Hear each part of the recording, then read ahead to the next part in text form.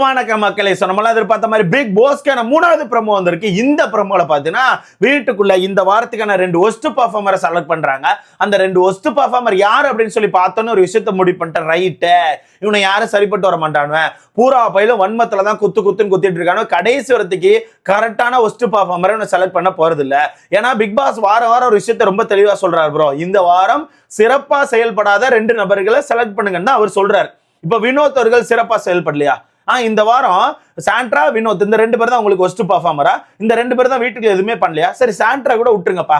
Sandra கூட வீட்டுக்குள்ள எனக்கு தெரிஞ்சு வீட்டு வேலைகளையும் சரியா பண்ணல. அண்ட் இந்த டாஸ்க்லயுமே கொஞ்சம் ஓகேவா தான் பண்ணாங்க. டாஸ்க் வந்து பெருசா பர்ஃபார்ம் பண்ணாங்கன்னு கேட்டீங்கன்னா கொஞ்சம் ஓகேவா பண்ணாங்க. பட் அவங்களுக்கு கொடுத்த விஷயத்த கரெக்டா பண்ணாங்க. நம்ம தப்பு சொல்றதுக்கு இல்ல, டாஸ்க்ல உங்களுக்கு கொடுத்த விஷயத்த கரெக்டா பண்ணாங்க. வினோத் அவர்கள் ரொம்ப ஒஸ்ட் பர்ஃபார்மரா? தெரியாம கேட்கிற. வினோத் உங்களுக்கு ஒஸ்ட் பர்ஃபார்மராங்க? இல்ல, எனக்கு புரியலங்க. சபரிலாம் என்னத்தை கிழிச்சிட்டான்னு சொல்லி இப்ப சபரிக்கான பேரெல்லாம் நீங்க சொல்லவே இல்லை. சபரி இப்ப என்னத்தை கிழிச்சிட்டான் அந்த வீட்டுக்குள்ள?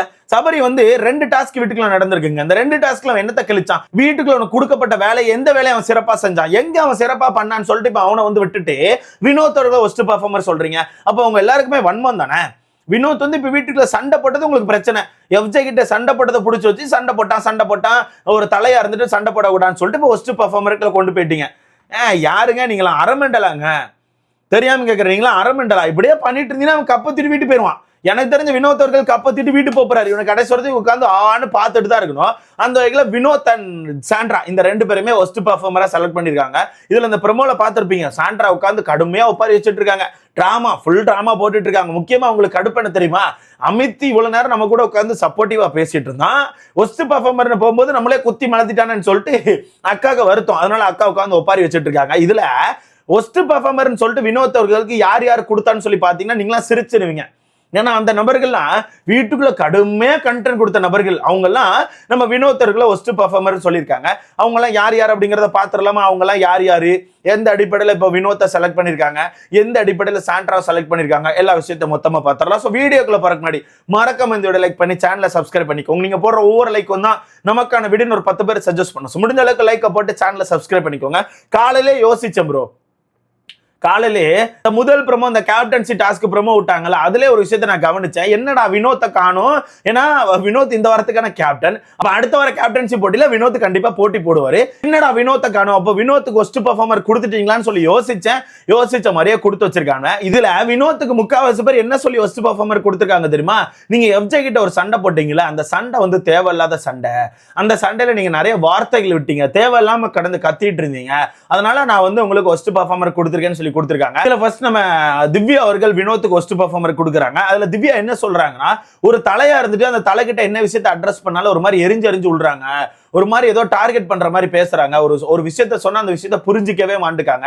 அது மட்டும் இல்லாம தேவையில்லாம வீட்டுக்குள்ள சண்டை போட்டுட்டு இருந்தாங்கன்னு சொல்றாங்க. அது உண்மையானு கேட்டீங்கன்னா வாய்ப்புகளே கிடையாது. திவ்யாவுக்கு எனக்கு என்னமோ ஏதோ பிரச்சனை இருக்கு ப்ரோ. வினோத் மேல தனிப்பட்ட முறையில் ஏதோ வெஞ்சன்ஸ் இருக்குன்னு நினைக்கிறேன். ஏன்னா எனக்கு தெரிஞ்சு பல இடங்கள்ல திவ்யா வாண்டடா வினோத்தை பிடிச்சி இழுத்துட்டு இருந்தாங்க.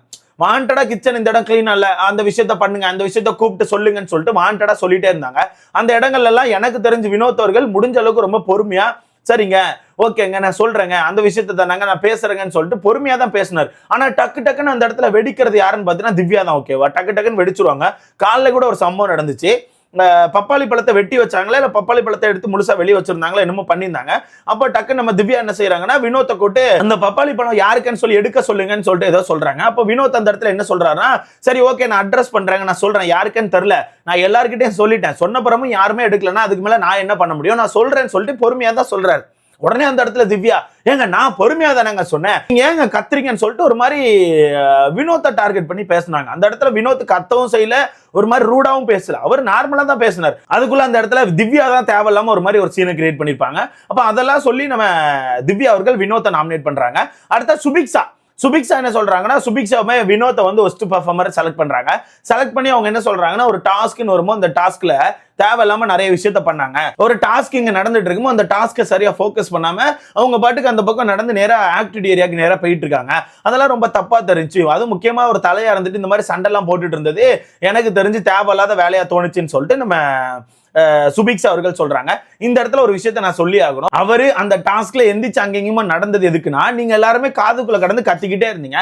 அப்படி கத்திக்கிட்டே இருக்கும்போது ஒரே இடத்துல அவர் அப்படி நின்னுக்கிட்டே இருந்தாருன்னா அவரால் கண்டிப்பா யோசிக்க முடியாது. அதனால அந்த மனுஷன் என்ன பண்ணாருன்னா, சும்மா சும்மா அங்கேயுமா சுத்திக்கிட்டே இருந்தாரு. அது மட்டும் இல்லாம அந்த ஆக்டிவிட்டி ஏரியா பக்கத்துல போனதுமே சும்மா நாச்சுக்கு தான் போனாரு, திறந்துட்டு உள்ள எல்லாம் போக மாட்டாரு. அது மட்டும் இல்லாம அந்த ஆக்டிவிட்டி ஏரியா பக்கத்திலே போனா கூட அங்க உள்ள பாட்டு உங்களுக்கு கேட்காது, ஏன்னா பக்காவா அங்க சவுண்ட் ப்ரூஃப் பண்ணிருப்பாங்க. ஓகேவா? அந்த வகையில ஒரு சும்மா தான் நடந்துட்டு இருந்தாரு. அதை சொல்லி சுபிக்ஸ் அவர்கள் ஒஸ்ட் பெர்ஃபார்மர்னு சொல்லி செலக்ட் பண்றாங்க. சுபிக்ஸா என்னத்தை கிழிச்சாங்க? யாரா சொல்லுங்க. சுபிக்ஸா என்னத்தை கிழிச்சாங்க? ஒன்னத்தையும் பெருசா கிழிக்கலையே. அந்த டாஸ்க்லயும் சரியா பிளே பண்ணல, டைமிங்கே எல்லாம் தப்பா தான் சொன்ன மாதிரி சொல்லிட்டு இருந்துச்சு. ஒரே ஒரு தடவை மட்டும் எனக்கு தெரிஞ்சு அந்த பொண்ணு கரெக்டா சொல்லிச்சுன்னு நினைக்கிறேன். அதுக்கப்புறம் அந்த பாட்டு கண்டுபிடிக்கிறதுலுமே எனக்கு தெரிஞ்சு பெருசா அந்த பொண்ணு கரெக்டாலாம் பாட்டு கண்டுபிடிக்கல. சும்மா நாச்சுக்கும் தான் உட்காந்து பாட்டை கண்டுபிடிக்கன்னு யோசிச்சுட்டு இருந்துச்சு. ஒரே ஒரு பாட்டு மட்டும் கண்டுபிடிச்சிச்சுன்னு நினைக்கிறேன். ஸோ இந்த அளவுக்கு மொக்கையா பண்ண ஒரு பொண்ணு வினோத் வந்து ஒஸ்ட் பெர்ஃபார்மர் சொல்றாங்களா. அடுத்து ஆதிரையுமே கானா வினோத் அவர்கள் ஒஸ்ட்னு சொல்றாங்க. என்னன்னா எஃப்ஜே கூட சண்டை போட்டாங்களா, அந்த சண்டை தேவையில்லாத சண்டை மாதிரி தோணிச்சா, தேவையில்லாம ஒரு தலையா இருந்துட்டு அந்த இடத்துல கத்திட்டு இருந்தாங்களா, அது வந்து தேவையில்லாத விஷயமா. அது மட்டும் இல்லாம அந்த டாஸ்க்லயுமே எந்திரிச்சு ஆக்டிவிட்டி ஏரியாக்கு நேரா நடந்து போனது ஒரு தப்பான விஷயமா. அப்படி சொல்லி ஆதிரை அவர்களுமே கானா வினோத்தை நாமினேட் பண்றாங்க. சரி, ஓகே, ஆதிரை அவர்கள் என்னத்தை கிழிச்சாங்கன்னு சொல்லி எட்டு பார்க்கலாமா. ஆதிரை அவர்கள் அந்த டாஸ்கை பொறுத்தவரைக்கும் ஃபர்ஸ்ட் அந்த மணிகுண்டு டாஸ்க்லயுமே சும்மா தான் நின்றுச்சு, வேற எதையுமே பண்ணல. அந்த பக்கம் போய் டைவர்ட் பண்றேன்னு சொல்லி சும்மா சுத்தி வந்துச்சே தவிர அந்த பொண்ணு பெருசா எதையுமே கிழிக்கல. ரெண்டாவது, அந்த பாட்டு கண்டுபிடிக்கிற டாஸ்க்லயுமே எனக்கு தெரிஞ்சு கனி அவர்கள் தான் நிறைய பாட்டு கண்டுபிடிச்சாங்க. ஆதிரை சும்மா நாச்சுக்கும் தான் பக்கத்துல உட்காந்துருந்து ஒரே ஒரு பாட்டை கண்டுபிடிச்சுன்னு நினைக்கிறேன். மற்றபடி அந்த பொண்ணுமே பெருசா எதுவுமே பண்ணல. அது மட்டும் இல்லாம கானா வினோத் சண்டை போட்டாருன்னா, நேத்து நீயும் தான் காமு மம்மட்ட சண்டை போட்ட, நேத்து நீயும் தான் காமு மம்மாட்ட ஒரு மாதிரி எகிரிட்டு போன, அது உனக்கான சண்டையும் கிடையாது, அது திவ்யாக்கும் காமு மம்மாக்கான சண்டை, அதுல நீ எதுக்கு எகிரிட்டு போன? அப்ப யோசிச்சு பாருங்க, எல்லாருமே வன்மம் ப்ரோ, சும்மா குத்துறோம்னு சொல்லி குத்திட்டு இருக்காங்க. அடுத்த சாண்ட்ராவுமே வினோத்தை சொல்றாங்க. என்ன சொல்றாங்கன்னா, டாஸ்க்ல வந்து அவர் நிறைய ப்ராப்ளம் கிரியேட் பண்ணாரா, அதனால வந்து கானா வினோத்தை சொல்றாங்களா. இதெல்லாம் எங்கிட்ட போய் சொல்லன்னு எனக்கே தெரியல ப்ரோ. மொத்தத்துல கடைசியில நம்ம சாண்ட்ரா கானா வினோத் இவங்க ரெண்டு பேர் தான் ஒஸ்ட் பெர்ஃபார்மர் செலக்ட் பண்றாங்க. இதுல ஆக்சுவலா சாண்ட்ரா வந்திருக்க மாட்டாங்க, ஏன்னா ஓட்டின் அடிப்படையில் பார்க்கும்போது எஃப்ஜே சாண்ட்ரா இவங்க ரெண்டு பேருமே சமமான ஓட்டுகள் வச்சிருந்தாங்க. அப்புறம் இவங்க ரெண்டு பேருமே ஃப்ரண்ட்ல நிப்பாட்டி திரும்ப ஓட்டுகள் போட விட்டாங்க. திரும்ப ஓட்டுகள் போட விடும் போது தான் சாண்ட்ரா அவர்களை குத்தி மலத்திட்டாங்க. என்ன பொறுத்தவரைக்கும் சாண்ட்ரா ஒஸ்ட் பெர்ஃபார்மரான்னு கேட்டீங்கன்னா கண்டிப்பா ஒஸ்ட் பெர்ஃபார்மர் தான். பட் அந்த டாஸ்க் உண்மையாவே கரெக்டா தான் ப்ளே பண்ணாங்க, குறைலாம் சொல்ல முடியாது. எனக்கு தெரிஞ்ச டாஸ்க் வந்து பெஸ்டா ப்ளே பண்ணியிருந்தாங்க. அதை தான் இந்த ப்ரோமோல சொல்லி அழுதுட்டு இருக்காங்க. கண்டிப்பா பார்த்திருப்பீங்க. இந்த டாஸ்க்கை பொறுத்தவரைக்கும் எனக்கான பெஸ்ட் கொடுத்து நான் ப்ளே பண்ணேன், எல்லா இடத்துலயுமே எனக்கான உயிரை கொடுத்து நான் ப்ளே பண்ணியிருக்கேன். அப்படி இருந்துமே என்ன ஒஸ்ட் பெர்ஃபார்மர் சொல்லிட்டாங்க. முக்கியமா அமித் சொல்றாரு, நான் வந்து இந்த டாஸ்க்ல எதுவுமே பண்ணலன்னு சொல்லி சொல்றாரு. அவரெல்லாம் எப்படி சொல்றாரு தெரியலன்னு சொல்லிட்டு ஒரு மாதிரி அமித் மேல வன்மத்தை கக்கிட்டு இருக்காங்க. தெரியுதா அமித் என்னதான் சொம்படிச்சாலும் கரெக்டான நேரத்துல ஒரு மாதிரி தப்பிச்சு ஓடிடுவார். கரெக்டா இந்த இடத்துல தப்பிச்சு ஓடிட்டாப்ல. சோ அந்த வகையில அக்கா உட்காந்து ஒப்பாரி வச்சுட்டு இருக்காங்க. கடைசியில் அக்கா என்ன சொல்றாங்கன்னா, வீட்டுக்குள்ள இருக்க எல்லாருமே இப்ப என்ன டார்கெட் பண்ண ஆரம்பிச்சிட்டாங்க. முக்கியமா இந்த அன்பு கேங் எல்லாருமே சேர்ந்து என்கிட்ட சாரி கேம் ஆடுறாங்க, என்கிட்ட சாரி எதிர்பார்க்கறாங்க. நான் என்ன தப்பு பண்ணேன் சாரி சொல்றேங்க, நான் தப்புலாம் பண்ணல, நல்லா சாரி சொல்ல முடியாது அப்படின்னு மாதிரி பேசிட்டு இருக்காங்க. நீ இங்க சாரி சொல்ல, ஆனா கண்டிப்பா சாட்டர்டே சண்டே எபிசோட்ல சேதனை அட்ரஸ் பண்ணுவார் நான் நம்புறேன். அவர் கரெக்டா அட்ரஸ் பண்ணா நீ காலி, அப்படி இல்லைன்னா எனக்கு தெரிஞ்சு அங்க யாரு காலி, கனி காலி. ஸோ வெயிட் பண்ணி பார்க்கலாம். இதுல கடைசியில் அக்கா உட்காந்து புலம்பிட்டு இப்போ எல்லாரும் சேர்ந்து என்ன டார்கெட் பண்ணி ஒரு டார்கெட் கேம் ஆடுறாங்கன்னு சொல்லிட்டு அக்கா உட்காந்து ஜெயிலில் புலம்பிட்டு இருக்காங்க. பார்க்கவே கொஞ்சம் கஷ்டமா இருக்கு. யாரையா சாண்ட்ராவல்ல, நான் வினோத்தை சொல்றேன், வினோத்தை பார்க்க கொஞ்சம் கஷ்டமா இருக்கு. ஏன்னா அந்த மனுஷன் எனக்கு தெரிஞ்சு இந்த வாரம் டாஸ்கே நல்லா தான் பிளே பண்ணாரு, அவருக்கான கேப்டன்சியும் நல்லா தான் பிளே பண்ணாரு. முடிஞ்ச அளவுக்கு கேப்டன்சிலும் பெஸ்ட் கொடுத்துட்டு இந்த டாஸ்கே முடிஞ்ச அளவுக்கு பெஸ்ட் கொடுத்துருக்காரு. இவ்வளவு பண்ணியுமே ஒஸ்ட் பெர்ஃபார்மர்னு சொல்லி குத்துறீங்கன்னா இதை எங்கிட்டு போய் சொல்லன்னு எனக்கு தெரியல. அந்த மனுஷன் உட்காந்து ஒரு மாதிரி கேமரால ஃபீல் பண்ணிட்டு இருக்காரு. இதுல பெரிய சிரிப்பண்ணி தெரியுமா, பெஸ்ட் பெர்ஃபார்மர் யாரு தெரியுமா, கனியன் காமு மாமா, இவங்க ரெண்டு பேர் தான் பெஸ்ட் பெர்ஃபார்மரா. இதுல நம்ம காமு மாமா கேப்டனா இருக்கதா ஒரு நியூஸ் வந்திருக்கு. கண்டிப்பா பார்த்துட்டு ஹாட் ஸ்டார்ல ஒரு பிக்கே போட்டாங்க. சோ அதை பத்தி நம்ம அடுத்த வீடியோல பேசலாம். சோ நீங்க சொல்லுங்க, கானா வினோத் அவர்கள் ஒஸ்ட் பெர்ஃபார்மர், அதாவது இவங்கலாம் சொல்ற மாதிரி கானா வினோத் ஒஸ்ட் பெர்ஃபார்மரா?